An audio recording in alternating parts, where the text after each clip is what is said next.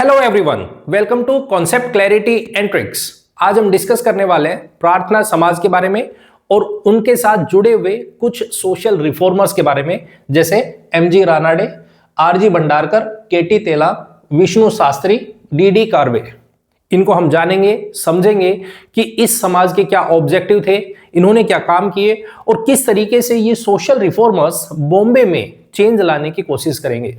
ठीक है, तो ध्यान से देखना है, ध्यान से समझना है, बहुत इंपॉर्टेंट वीडियो है। चलिए शुरू करते हैं। प्रार्थना समाज, देखो पहले हम प्रार्थना समाज के बारे में जानते हैं और समझते हैं कि किस तरीके से इसकी इस्टेब्लिशमेंट होती है। देखो, हमने बंगाल में देखा कि एक सोशल रिफॉर्मर है, दैट इज केशव चंद्र सेन, जो कि ब्रह्म समाज से जुड़े हुए हैं और ब्रह्म समाज में वो बहुत सारे सोशल रिफॉर्म्स करने की कोशिश कर रहे हैं। जैसे वो रिलीजियस रिफॉर्म्स ला रहे हैं, वो सोसाइटी में चेंज लाने की कोशिश कर रहे हैं। ये सारी चीजें देखते हुए, क्योंकि ये जगह जगह घूम रहे हैं, एक जगह से दूसरी जगह, एक जगह से दूसरी जगह जा रहे हैं। हमने देखा 1865 में ब्रह्म समाज का डिसइंटीग्रेशन होता है, उसके बाद ये अपना खुद का नव विधान करके ऑर्गेनाइजेशन इस्टेब्लिश करते हैं, तो इनकी पॉपुलैरिटी बहुत ज्यादा है। ठीक है, तो ऐसे ही बॉम्बे में एक सोशल रिफॉर्मर है जिनका नाम है आत्माराम पांडुरंग। आत्माराम पांडुरंग, ठीक है, ये भी इसी तरीके के चेंज लाने की कोशिश करेंगे कि जैसा बॉम्बे में, जैसा बंगाल में हो रहा है, उसी तरीके के रिफॉर्म्स हम भी हमारी सोसाइटी में लाएं। हमारी सोसाइटी में भी बहुत सारे चेंज लाने की जरूरत है। यहाँ भी कास्ट डिस्क्रिमिनेशन है, यहाँ भी विडो रीमैरिज को लेके बहुत सारी प्रॉब्लम है, यहाँ भी हमें विमेन एजुकेशन को लेके बहुत सारी प्रॉब्लम है। तो इस तरीके के रिफॉर्म्स जब वो बंगाल में देखते हैं तो इनके दिमाग में आए कि हमें भी कुछ ऐसे लोगों को इनवाइट करना चाहिए। क्योंकि देखो, आपको अगर सोसाइटी में चेंज करना है, अभी तक हमने देखा, जैसे पीछे हमने देखा कि इंडिविजुअल रिफॉर्मर्स कोई काम कर रहे हैं तो लोग उनको सुन नहीं पा रहे, इतना वो लोगों तक नहीं पहुंच पाएंगे। जब आप एक ग्रुप बनाओगे, एक ऑर्गेनाइजेशन बनाओगे, तो वहां से लोगों को कनेक्ट करना बहुत ईजी हो जाता है। ठीक है, तो ऐसा ही हमें यहां पे देखने को मिलता है। आत्माराम पांडुरंग कहते हैं कि जो पॉपुलर है, जिनकी लोग सुनने लग रहे हैं, उन लोगों को बुलाओ।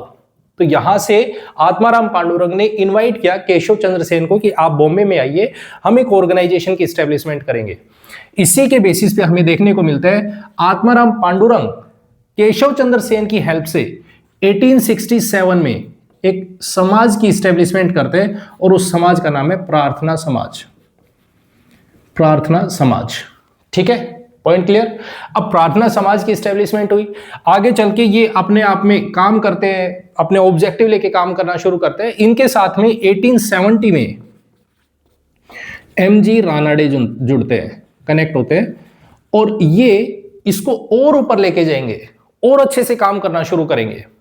ठीक है, हम देखेंगे धीरे धीरे इनके साथ में ये लोग भी जुड़ गए, आरजी भंडारकर जुड़े, केटी तेलांग जुड़ गए, विष्णु शास्त्री जुड़े, डीडी कार्वे जुड़े। ठीक है, तो बहुत सारे लोगों का ग्रुप यहाँ पे इकट्ठा होना शुरू होता है और वो चेंज लाते हैं, सोसाइटी में लोगों तक पहुंचना शुरू करते हैं। ठीक है, इसी पर क्योंकि इनके ऑब्जेक्टिव, 4 ऑब्जेक्टिव लेके ये चलते हैं। इस समाज के 4 ऑब्जेक्टिव थे जो बहुत इंपॉर्टेंट है। पहला ऑब्जेक्टिव था कास्ट सिस्टम, जो डिस्क्रिमिनेशन है किसके बेस पे, पहला कास्ट सिस्टम को लेके और दूसरा अनटचेबिलिटी को लेके। अनटचेबिलिटी, इनको खत्म करना है हमें। पहली चीज तो ये, हमें ये चीजें रोकनी है, ये जो भेदभाव हो रहा है लोअर कास्ट अपर कास्ट, इसको हटाना है। दूसरी चीज, हमें विमेन एजुकेशन को, विमेन एम्पावरमेंट को लेके काम करना है, जिसमें विमेन एजुकेशन सबसे ज्यादा इंपॉर्टेंट है। जब तक आप विमेन को एजुकेट नहीं करोगे, आप उनको इंप्रूव नहीं कर सकते, उनमें चेंज नहीं ला सकते, उनका हक नहीं दिला सकते आप। तीसरा, उन्होंने विडो रीमैरिज को लेके काम किया। विडो रीमैरिज की शादी होनी चाहिए, दोबारा से होनी चाहिए, ताकि उनको समाज में रिस्पेक्ट मिले। वो कब तक एक संत की लाइफ जिए। ठीक है, क्योंकि चाइल्ड मैरिज हो जाती है उनकी और उसके बाद में बहुत अर्ली एज में हमें देखने को मिलता है कि बहुत सारी ऐसी महिलाएं हैं जो विडो हैं, हमें उनको अपलिफ्ट करना है, उनके बारे में सोचना है, उनके लिए काम करना है। इसी तरीके से फोर्थ पॉइंट वो लेके आते हैं, बहुत इंपॉर्टेंट, कि हमें चाइल्ड मैरिज को रोकना है। उसके लिए एक मिनिमम एज होनी चाहिए जिसके बेसिस पे बॉयज और गर्ल्स की, जिस पे हम चाइल्ड मैरिज को रोक पाए। ठीक है, पॉइंट क्लियर। तो ये 4 ऑब्जेक्टिव लेके चलते हैं। अब यहां पे आप एक बहुत इंपॉर्टेंट डिफरेंस देख पाओगे बंगाल में और बॉम्बे में। वो ये, बॉम्बे में ज्यादातर जो रिफॉर्म्स है वो सोशल रिफॉर्म्स देखने को मिलते हैं, जबकि बॉम्बे से अगर हम बंगाल को कंपेयर करें तो हमें वहां पे religious reforms, religious plus social दोनों देखने को मिलते हैं। रिलीजियस की तरफ उनका बहुत ज्यादा ध्यान है कि हमारे रिलीजन में बहुत सारे प्रॉब्लम्स है, बहुत सारे चेंज करने की जरूरत है, हमें उस तरफ भी ध्यान देना चाहिए। जबकि यहां पे ज्यादा फोकस सोसाइटी में चेंज करने की है, सोशल रिफॉर्म्स लाने की बातें की गई है। कहीं से भी हमें रिलीजन दिखाई नहीं देता इसमें। पॉइंट क्लियर, पॉइंट क्लियर है। अब इसी को आगे लेके जाएंगे एमजी रानाडे। एमजी रानाडे हो गए, एमजी रानाडे के साथ में मिलते हैं विष्णु शास्त्री, विष्णु शास्त्री, ठीक है। इन्हीं के साथ में मिलते हैं डीडी कार्वे, और इन्होंने बहुत ज्यादा, एक तरीके से हम ये कहें, विडो रीमैरिज को लेके काम किया।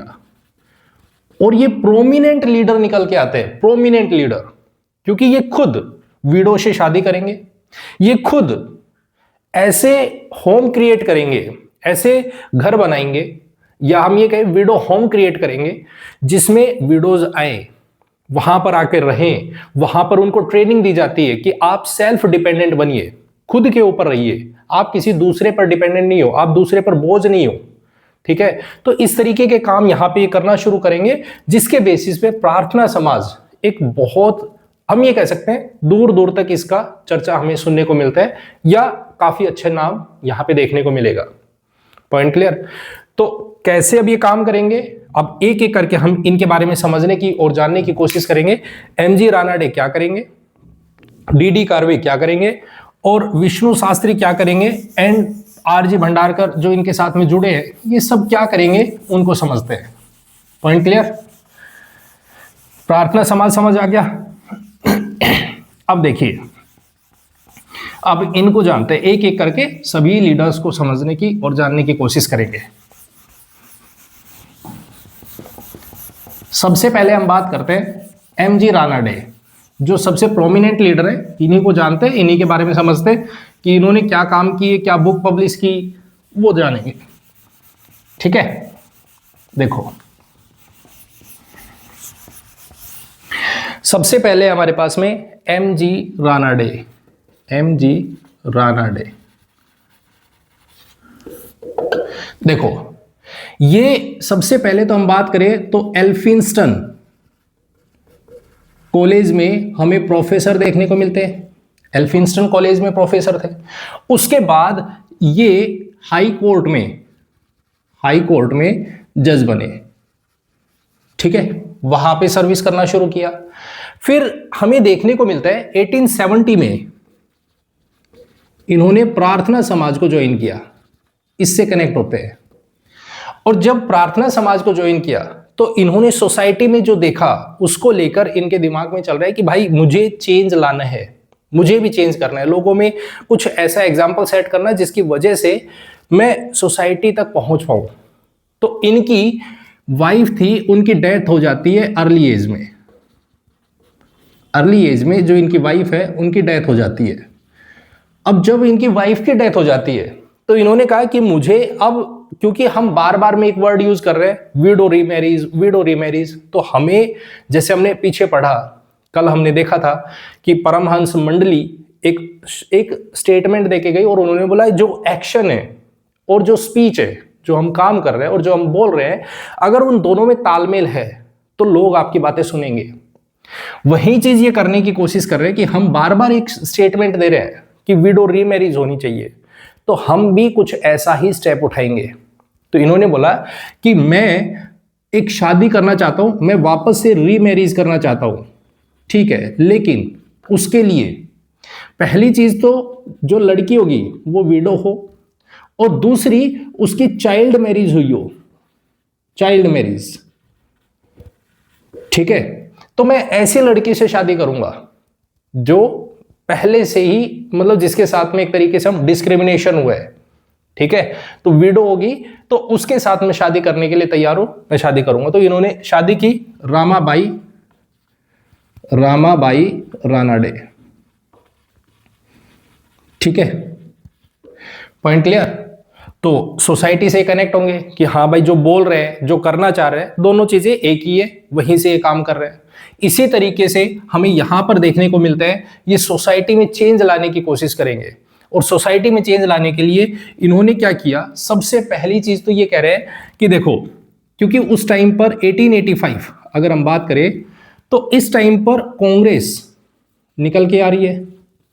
तो कांग्रेस क्या कह रही है कि देखो हमें कुछ ऐसा काम करना चाहिए जो, क्योंकि हम एक पॉलिटिकल ऑर्गेनाइजेशन बनाना चाहते हैं, हम ऐसे मुद्दे उठाएंगे जो पूरे के पूरे इंडिया में काम आए, पूरे इंडिया में जिसका चर्चा हो रहा है, ठीक है। ऐसा नहीं है कि हम किसी एक रीजन को लेके काम करें या किसी एक छोटे से पर्टिकुलर ग्रुप को लेके काम करें, हम पूरे रीजन को देखेंगे और उसके बेस पे काम करना चाहते हैं। तो कुछ ऐसे मुद्दे उठाइए, ऐसा ऑर्गेनाइजेशन बनाइए जो उन मुद्दों को क्या कर पाए, एड्रेस कर पाए।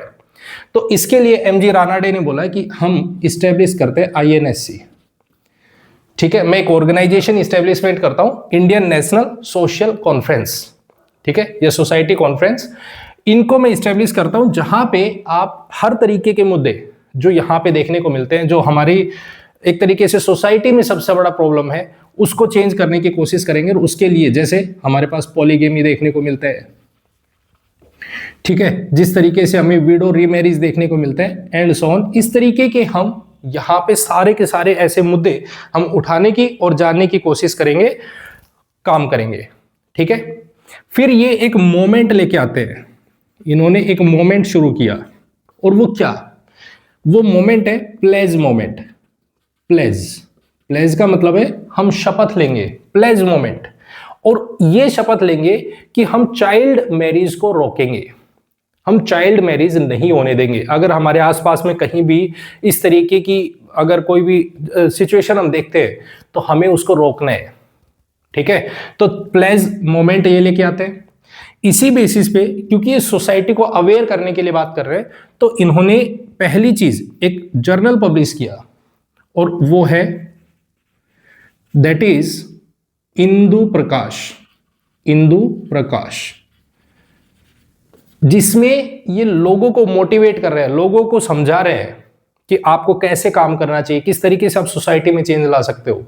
इसी बेसिस पे हमें देखने को मिलते हैं, एक बुक ये लिखते हैं, that is rise of Maratha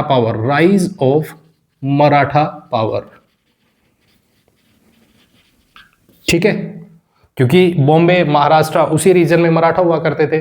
तो ये उस बुक को लिख रहे हैं, उस पर काम कर रहे हैं कि किस तरीके से आप छत्रपति शिवाजी महाराज के एरिया में रह रहे हो, वहां पे उनके वंशज हुआ करते थे, तो आप निडर होके सोसाइटी में चेंज लाइए, काम कीजिए।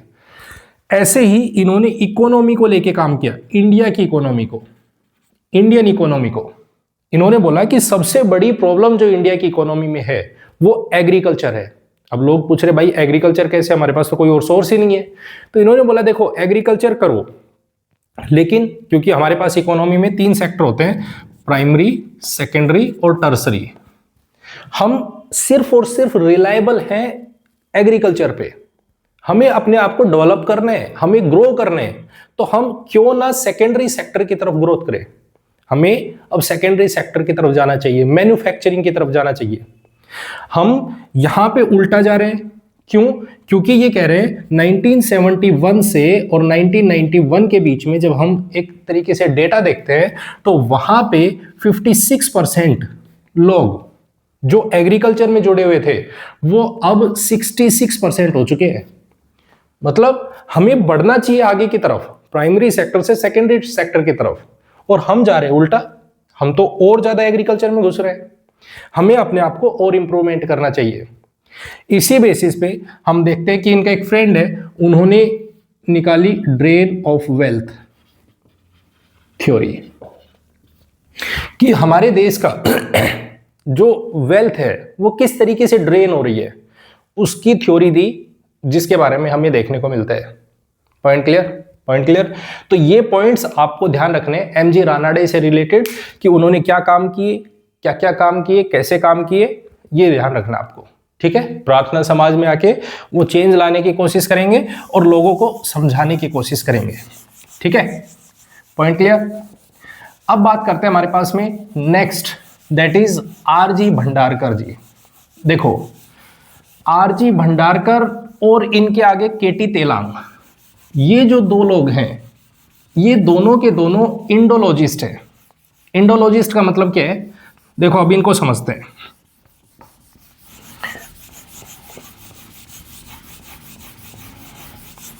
देखो,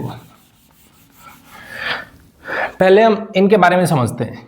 आरजी भंडारकर और केटी तेलांग, ये जो दोनों हैं, ये दोनों के दोनों इंडोलॉजिस्ट है। इंडोलॉजिस्ट, इंडोलॉजिस्ट का मतलब क्या होता है? इंडोलॉजिस्ट का मतलब है जो इंडिया की हिस्ट्री को पढ़ रहे हैं, जो इंडिया के कल्चर को पढ़ रहे हैं, इंडिया के रिलीजन को पढ़ रहे हैं, उनको समझ रहे हैं। इन्होंने वेदों को पढ़ा, इन्होंने पुराणों को पढ़ा। ठीक है, ब्राह्मण ग्रंथ है उसको पढ़ रहे हैं, अर्ण्य ग्रंथ है उनको पढ़ रहे हैं। इन्होंने आरजी भंडारकर ने पढ़ा ब्राह्मण ग्रंथ में, ऐत्रेय तैत्रेय, इस तरीके से हम जो ब्राह्मण ग्रंथ है उनके बारे में हम डिस्कशन करेंगे, आगे चल के पढ़ेंगे। तो इन्होंने वो पढ़ा और उसके बेसिस पे ये कह रहे हैं कि जो ब्रिटिशर्स हैं, जो भी ब्रिटिशर्स ने संस्कृत लैंग्वेज में जो भी लिखा है, जो हमारी सोसाइटी में पढ़ाना चाह रहे हैं, वो समझाना चाह रहे हैं, जो उन्होंने लिखा है वो गलत है। जो एक्चुअल में लिखा है वो एक अलग चीज है। ये उसको मिस इंटरप्रेट कर रहे हैं, हमारी सोसाइटी को बरगला रहे हैं, एक तरीके से हम ये कह सकते हैं। तो हमें ओरिजिनल चीजों को पढ़ना चाहिए, ओरिजिनल, ना कि जो दूसरे ने लिख के दिए है हमें वो पढ़ना है। ठीक है, इसी बेसिस पे हम अगर इनके बारे में बात करें तो ये पहले आरजी भंडारकर के बारे में बात हो रही है। आरजी भंडारकर ये पहले वाइस चांसलर बनते हैं, फर्स्ट वाइस चांसलर। ठीक है, किसके? बॉम्बे यूनिवर्सिटी के। बॉम्बे यूनिवर्सिटी के पहले वाइस चांसलर बनते हैं। ठीक है, ये काम करना शुरू करेंगे, ये भी कनेक्ट होंगे किसके साथ में? प्रार्थना समाज के साथ में। ठीक है, और वहां पे लोगों को मोटिवेट करेंगे, लोगों को बताएंगे कि हमें हमारे ग्रंथों को पढ़ना चाहिए, हमें उनके ऊपर जाना चाहिए, ना कि जो ब्रिटिशर्स हमें पढ़ा रहे हैं उसको देखना चाहिए। ठीक है, पॉइंट क्लियर? अब बात करते हैं केटी तेलांग के बारे में। केटी तेलांग, अगर इनके बारे में बात करें तो केटी तेलांग पहली चीज तो इंडोलॉजिस्ट है। ठीक है, ये हाईकोर्ट के जज हैं, ये हाईकोर्ट में जज हैं।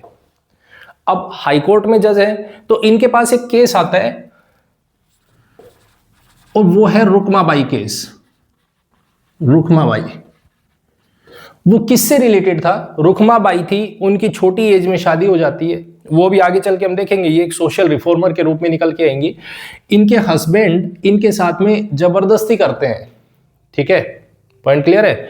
तो ये मना करती है कि मेरे को इस तरीके से कुछ नहीं करना है, मुझे सोशल रिफॉर्म करना है और मेरे को जबरदस्ती नहीं चाहिए। तो ये केस होता है इनका, और उसके एक काउंसिल के रूप में ये जो जज होते हैं, ये काउंसिल के रूप में इस केस में देखने को मिलते हैं। रुकमाबाई केस में ये जो केस है, ये हमें कॉन्जुनल, एक तरीके से हम बात करें तो कॉन्जुगल राइट्स, ठीक है, जो कॉन्जुनल का मतलब क्या होता है? कॉन्जुनल का मतलब होता है जो वैवाहिक, जो मैरिड राइट्स हैं वो क्या होने चाहिए, उनके बारे में बात करते हैं। ठीक है, तो यहां पे हमें देखने को मिलते हैं काउंसिल के रूप में। ठीक है, तो ये क्या काम करेंगे? ये भी सोसाइटी में, ये भी प्रार्थना समाज से जुड़ते हैं, ये भी सोसाइटी में चेंज लाने की बात करेंगे कि भाई हमें चेंज करना है, हमें सोसाइटी को बदलना है, उसमें रिफॉर्म्स लाने की जरूरत है, विडो रीमैरिज को लेके काम करना है। और एक तरीके से हम ये बात करें तो लोगों को एजुकेशन के लिए, विमेन एजुकेशन के लिए मोटिवेट करना चाहिए।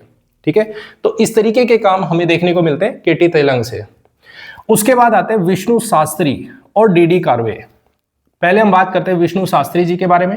विष्णु शास्त्री क्या है? ये विडो रीमैरिज को लेके, विडो रीमैरिज को लेके काम करेंगे, सबसे इंपॉर्टेंट काम। ठीक है, क्यों? इन्होंने खुद एग्जाम्पल सेट करने के लिए खुद शादी की विडो से। ठीक है, ये भी विडो से शादी करते हैं। अब इन्होंने विडोज को लेकर एक ऑर्गेनाइजेशन इस्टेब्लिशमेंट की, दैट इज विडो, या विडो नहीं, VVUM।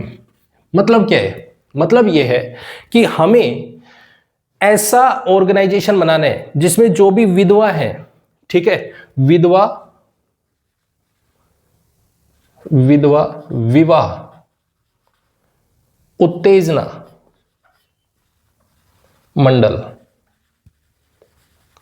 ठीक है, इस तरीके का एक ऑर्गेनाइजेशन एस्टेब्लिश करते हैं जहां पे जो विधवा हैं, जो विडोज हैं, उनकी शादी करवाई जाती है और वहां पे अरेंजमेंट किया जाता है।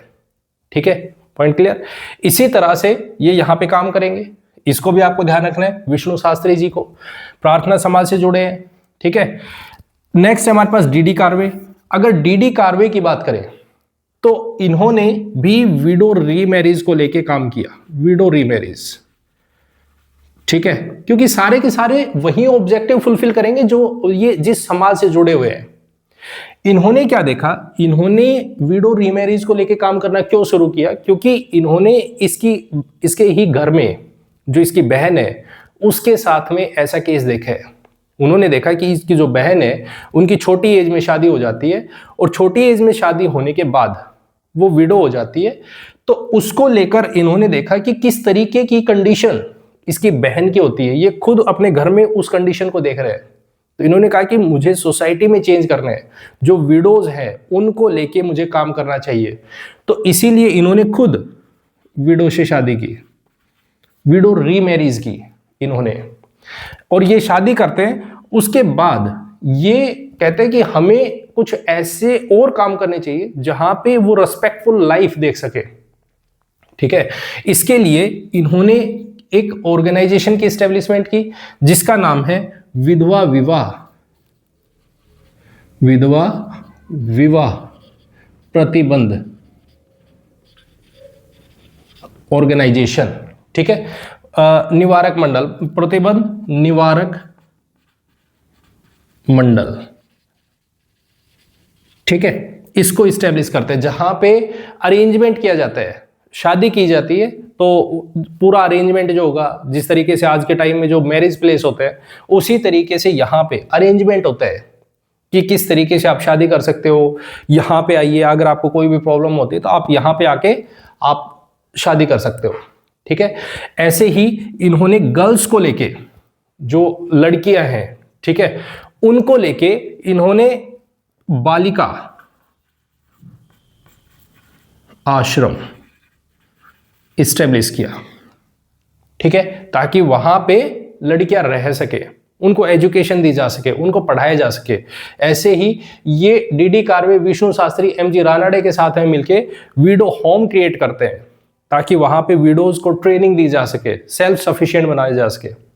ठीक है, पॉइंट क्लियर है? तो इस तरीके के हमें सोशल रिफॉर्मर्स देखने को मिलते हैं जो बॉम्बे वाले रीजन में है, जो प्रार्थना समाज से जुड़े हैं और ये काम करेंगे बॉम्बे में। Point clear? पॉइंट क्लियर है? तो ये है हमारे पास में कुछ अगले सोशल रिफॉर्मर्स प्रार्थना समाज से जुड़े हुए। आई होप आपको पूरी तरीके से समझ आ गया और ये पॉइंट और टॉपिक अच्छे से क्लियर हो गया।